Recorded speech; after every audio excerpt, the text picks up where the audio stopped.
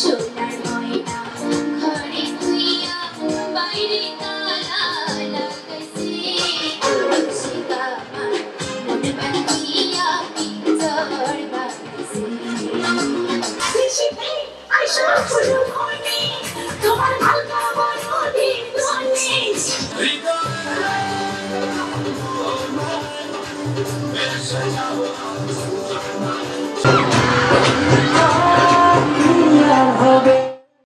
আলোচনা, গান, নৃত্য আবৃত্তি, নাটক, রঙ্গ, বিতর্ক ইত্যাদি এই ছিল নারায়ণগঞ্জ সরকারি মহিলা কলেজের এবারের নবীনবরণ অনুষ্ঠানে। 30 অক্টোবর বৃহস্পতিবার দিনব্যাপী হয় নবীনবরণের এই আনন্দ বিনোদন। কলেজের প্রাণিবিজ্ঞান বিভাগের বিভাগীয় প্রধান প্রফেসর AKM মুস্তাফিজুর রহমানের সভাপতিত্বে মহতী অনুষ্ঠানে অতিথি হিসেবে উপস্থিত ছিলেন সরকারি তুলারাম কলেজের অধ্যক্ষ প্রফেসর বিমল চন্দ্র দাস, নারায়ণগঞ্জ কলেজের অধ্যক্ষ প্রফেসর ডক্টর মোহাম্মদ ফজলুল হক এবং সরকারি মহিলা কলেজের অধ্যক্ষ প্রফেসর আবুল কালাম আজাদ। এই নবীনবরণ অনুষ্ঠানে নতুন শিক্ষার্থীদের উদ্দেশ্যে বক্তারা দেন দিক নির্দেশনামূলক বক্তব্য।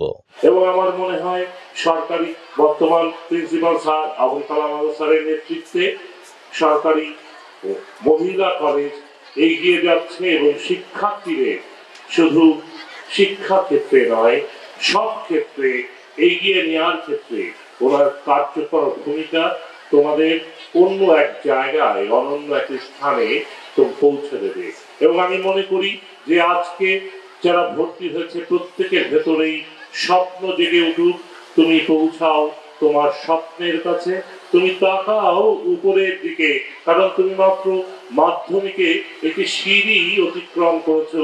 এই সিঁড়িতে দাঁড়িয়ে তুমি উপরের দিকে তাকাও, অনেক উপরে, এবং নিজের লক্ষ্য স্থাপন করো, তোমার ভেতরে স্বপ্ন জাগিয়ে তোলো এবং তুমি পৌঁছে এই লক্ষ্য অভিমুখে তোমাকে পৌঁছানোর জন্য তোমার নিজেকে তৈরি করো।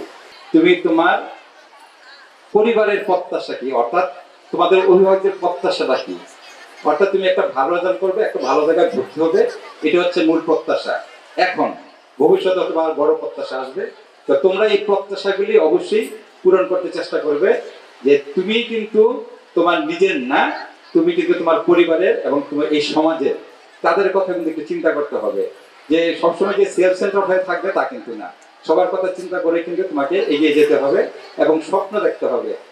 একরাশ স্বপ্ন আর প্রত্যাশা নিয়ে এই প্রতিষ্ঠানে তোমাদের আগমন। নিজেদেরকে একটুখানি হলেও গৌরবান্বিত মনে করতে পারো, গৌরবান্বিত বোধ করতে পারো এই প্রতিষ্ঠানে লেখাপড়ার সুযোগ পেয়ে। আজ নবীন বরণ, নবীন ও প্রবীণের মাঝে যে সেতু বন্ধন, আমি আশা করি আগামী দিনগুলোতে এই সেতু বন্ধন তোমাদের চলার পথকে আরো বেশি সুন্দর, আরো বেশি পাথেয় করবে। আমার জানা মতে এবার এই কলেজ থেকে 36 জন সরকারি মেডিকেল কলেজে পড়ার সুযোগ পেয়েছে। আমার জানা মতে কয়েকজন বুয়েট এবং অসংখ্য শিক্ষার্থী ইঞ্জিনিয়ারিং বিশ্ববিদ্যালয় এবং পাবলিক ইউনিভার্সিটিতে পড়ার সুযোগ পেয়েছে। তোমরা সেই প্রতিষ্ঠানের গর্বিত শিক্ষার্থী, তোমরাও আগামী দিনে আমাদের মুখ উজ্জ্বল করবে। যদি কোনো শিক্ষার্থী কখনো তার বাবা মার কাছে মিথ্যে কথা না বলে, শিক্ষক মন্ডলীর কাছে কোনো কিছু গোপন না করেন, তাহলে তোমরা মনে রেখো সেই শিক্ষার্থী জীবনের অর্ধেক সফলতার পথ পাড়ি দিয়ে ফেলেছে। মনে রাখবা, সৎ পথে চলাই জীবনের ধর্ম, সৎ পথে চলাই কিন্তু জীবনের ধর্ম। জীবনে যদি তুমি সফল হতে চাও, শান্তিতে থাকতে চাও, তাহলে কিন্তু তোমার চিন্তাটাকে তুমি আশাবাদী করবে। জীবনে যদি তুমি সফল হতে চাও, তাহলে অবশ্যই তুমি নিজেকে ছোট বড় যে কোনো কাজের সাথে সংশ্লিষ্ট রাখবে। তুমি খুব খেয়াল রাখবে তুমি কার সাথে বন্ধুত্ব করছো, এটিকে বলা হয় রিলেশনশিপ। আরেকটা কথা হচ্ছে টু অ্যাকসেপ্ট দ্য রিয়ালিটি, বাস্তবতাটাকে তুমি খুব করে কিন্তু মেনে নেবে। আর তোমার কর্মকাণ্ডটা যেন হয় অর্থপূর্ণ। এই কয়েকটা শব্দ সত্যকে যদি আমরা মেনে নিতে পারি, তাহলে অবশ্যই আমাদের জীবনে আমরা সফলতার পথে পাড়ি দিতে পারি। তোমাদের আগমনে আমাদের শিক্ষা প্রাঙ্গণ আলোকিত হয়েছে, প্রাণবন্ত হয়েছে। তোমাদের সঙ্গে নতুন যাত্রা শুরু করার জন্য আমরা গর্বিত।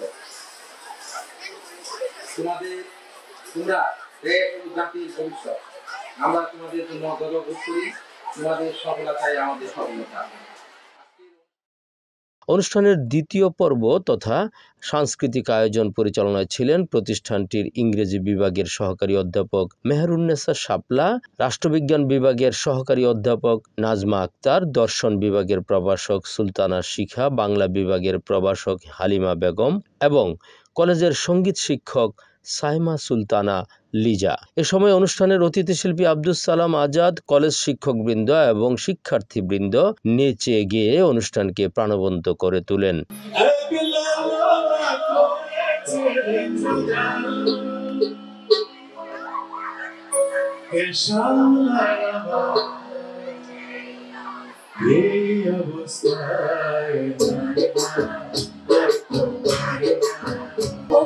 তুমি খাওয়াই খাওয়াই এখানে বুঝি যায়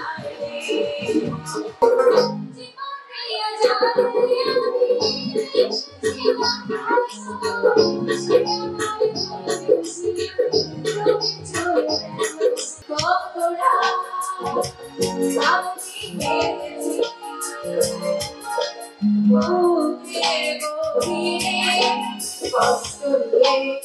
সুমন ইসলামের ক্যামেরায় সাইফুল্লাহ মাহমুদ টিটু, NN টিভি, নারায়ণগঞ্জ।